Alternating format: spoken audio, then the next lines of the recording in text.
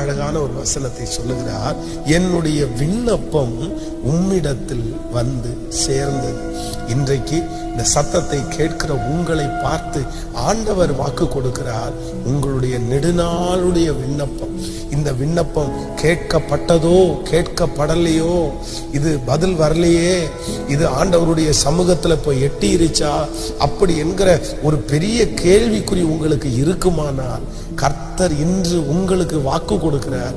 இல்லை, யோனாவின் புஸ்தகத்தில் எழுதப்பட்டிருக்கிற வார்த்தை உங்களுக்கு அப்படியே நிறைவேறும்.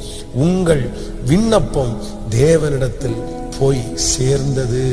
இதுவரையிலும் உங்களுடைய விண்ணப்பம் போய் சேராதபடி நிறைய தடைகள் ஒருவேளை இருந்திருக்கலாம். சத்ரு தடுத்து நிறுத்தி இருக்கலாம், உங்களுடைய குணங்கள் தடுத்து நிறுத்தி இருக்கலாம்.